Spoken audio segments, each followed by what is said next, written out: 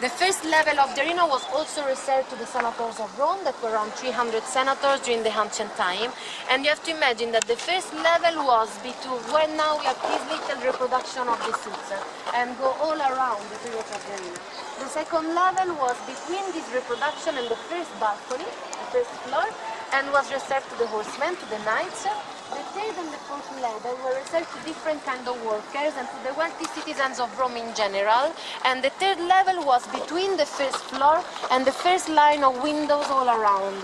The fourth level was between the windows and the last balcony at the top. You have to imagine these 4 levels covered with marble. At the top of the Colosseum, where now we can see that balcony, you have to imagine that over there was the 5th level that was made from wood, was reserved to the poor people of Rome, and the poor people were standing during the games because they didn't have the seat. And only on the penthouse we had special sectors reserved to the women. This is because, according to the strict moral rules of the 1st century AD that were made by Augustus, the women had to sit by themselves in special sectors.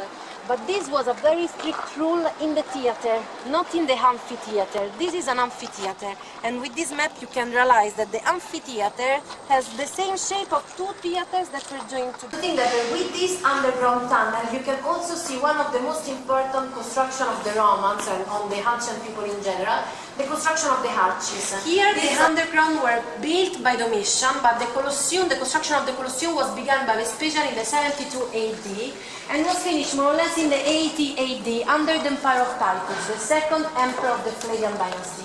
And during the 80 AD we had also the inauguration of this monument with games that lasted 100 days and during which were killed more than 5,000 of animals. Well, about the gladiator games, you can see in that movie Russell Crowe that played the role of a gladiator. He fought against animals, people on chariots and other gladiators against anything and everything. But the gladiators' games were always played men against men, without any type of animals. The gladiators fought each other, and the gladiator fought in the afternoon, in a normal day of games. During the mornings, we had another type of games that were called in Latin venationes, that mean huntings. And during the huntings, a man fought against 2 different animals. They could be an herbivore with a carnivore, or more dangerous to carnivores. And about the school of the gladiators, it's interesting to know that inside the school there was a little reproduction of the arena, like in this picture, where the gladiators could practice their work before the games. And you can see that there was also a little reproduction of the seats of the spectators. This is because the rich family could go to the school of the gladiators, they could follow the trainings of the fighters, and then during the games they could have gambles on the fighting that were played here inside the Colosseum.